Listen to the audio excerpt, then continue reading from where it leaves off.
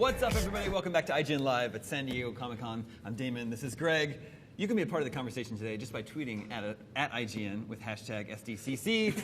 We'll share your questions and comments here live on the show. Yeah. Right now, we are joined by legendary guitarist Slash, but we're not here to talk about sex or drugs or rock and roll. We're going to talk about a movie here today. Slash, thank you so much for coming by the show. Good to be here. We're also joined by Roth, IGN's Roth. Hello. She will talk about sex, drugs, and rock and Yes, roll. that's all. That's she's all gonna she's talk going about. to talk about. That's what she knows. I was a little thrown by that, Damon, because I that's know, all. same here. That's That's all. all you, okay. That's all my Hey, I'm question. always up for it. So let's talk about this movie. I'm so DTSDR. excited. So this is Nothing Left to Fear. The first thing that we want to talk about is the basic premise of this movie, because this takes place in Stull, Kansas, which you guys may not know this, but Oh, don't die. Damon knows a lot about Kansas. but apparently is a gateway to hell, Yeah. which people take very seriously. Take it very seriously. It's a small town in Kansas, and there's all this internet folklore about it literally being the seventh gateway to hell. And so the story is based, Nothing Left to Fear is based there. And it's, the synopsis is there's a small church there, it's a small community, and the pastor of that church reaches out to a young family in the city to come move over to Stull and take up root there, because the father of this young family is a pastor himself, and he can take over the congregation so the older pastor can retire. And so they feel that it's the will of God that they've been asked to do this, so they move as a family of five, two teenage daughters, a 10-year-old son, husband and wife, and they drive across the country, and they move into this really warm, gracious community of really nice country, simple folk, and it all looks, hunky-dory. And then one of them is entered against her will into a ritual that turns her into a vessel for a demon, which goes on and kills everybody in the family. And this is a ritual that has been going on for thousands and thousands of years, and is basically sacrificing the blood of the innocent to the demon from the seventh gateway. It opens a porthole, does this, and they close it, and that keeps them from raining terror on the earth for the rest of eternity. So it's a little deal that they have made with the devil that they do this. But the way that it all sort of comes, it's very creepy, it's very dark. Yeah, and we do see the demon, I think, because I saw on your Facebook page, I saw some moles. She's in her. Oh, you saw the hand. Yeah. she's on top of it. Yeah. So that was one of them transforms into the vessel. So she's actually, when the demon takes place, when he takes over the whole body, and then she turns into something else.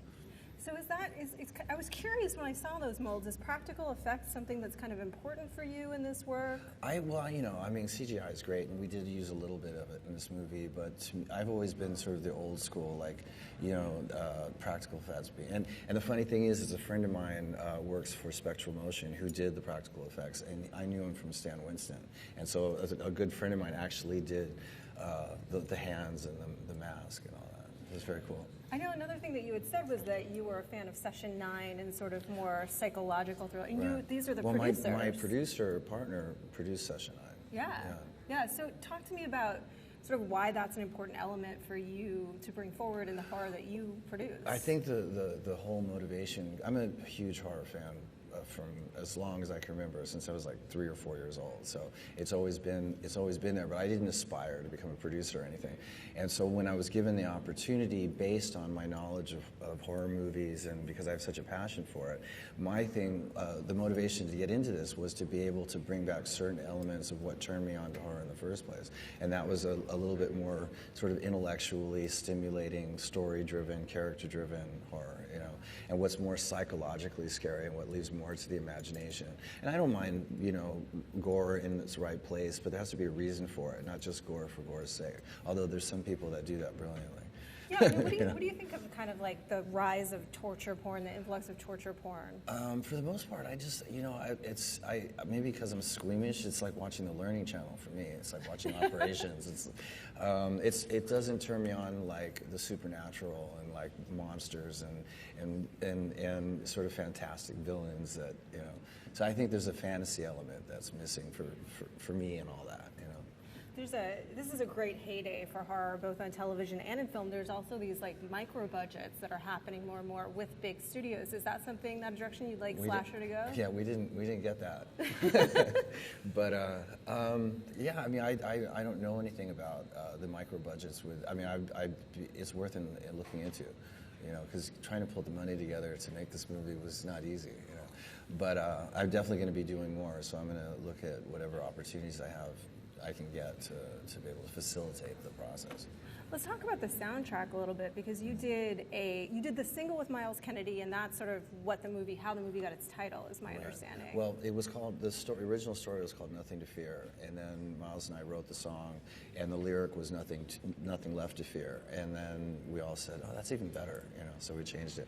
But the score, that's another thing. I love being involved in the filmmaking process, but obviously I can get my hands dirty doing the score.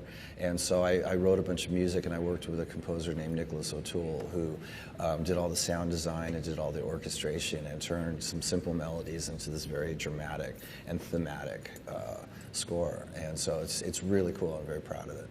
What was the process? Have you ever done a song for a movie before? I've done a few, and it's interesting for me because every time I get into doing any kind of, be it a song, I scored in its entirety an indie movie from a director from Mexico a couple years ago, and that was the first full-length score that I ever did, and it brings out an element in my playing that doesn't exist when I'm writing for a band or something like that. So it's fascinating for me because I don't know where it comes from, and it's really because you start in your mind picturing a real story and the characters in it, and you just sort of go in that direction, and it makes, for me personally, it makes me write completely different.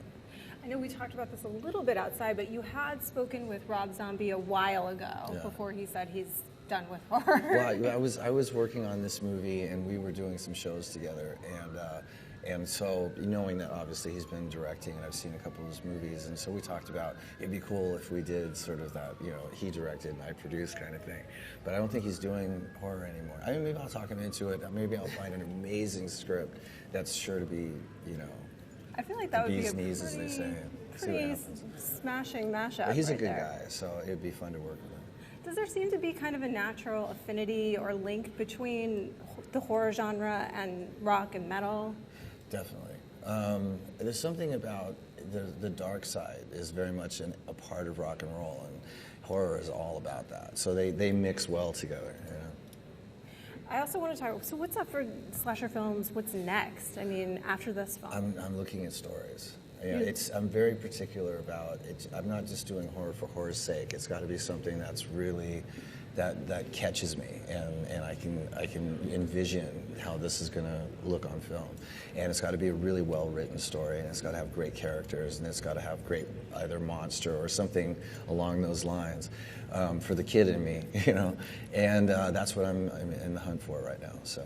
Yeah, well, listen up, people. If you want to, you could go ahead and tweet Slash your horror ideas. Well, now you just opened him up to a lawsuit. He produces something even remotely close to the tweet. I've actually got a couple that I'm looking at right now. So. Are they the same kind of tone? No, after having done this one, it's I'm not going to do anything similar. I'm going to go on to do something else. And it's like I'm sort of getting my legs in this whole thing, and I think we've done a great job with this first one. And Anthony Leonardi is a great director, and it's his first feature, so it's going to be interesting to see where he goes. But the next thing I'm going to want to do is going to be something completely different, but along the same lines of a story and fleshing out the characters and with a supernatural bent as well. Yeah, that's interesting because the biblical element is so popular in horror. Why do you think that is? It's just good and evil. Yeah. Yeah, and when you said that, I realized what you said. It doesn't have to be necessarily supernatural, because when I was talking about monsters and stuff, there's a part of me that would love to do something that's not necessarily supernatural. It comes from something else. So I'm open. It doesn't have to be religious, and it doesn't have to be mythological or anything like that. So we'll see.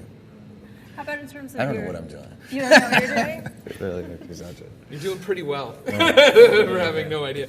I mean, when you talk about just getting your feet wet in this space, like Did music prepare you well for this? I mean, in a way. Well, I mean, there's some elements of being in the entertainment industry that prepare you a little bit for this, but the film industry is definitely different. It's slow. It doesn't move until the money's actually being spent. Then it moves very fast. But the rest of it is very slow and it's very hit and miss, and you can develop something all the way to the point of finishing it and then have it get tossed, which is horrific concept to me. You know, with music, you can give it away. You know, but the movie business is a lot trickier, and it's been an interesting ride just to do this one movie. It's about 3 years in the making from its inception to now. You know. Is that a process that you like, or is it very frustrating? I mean, albums It's can take that frustrating. long. I mean, I had to miss the shoot of the movie just because it just kept getting back. The shooting just kept getting backed up and backed up and backed up, and I had it all mapped out schedule-wise.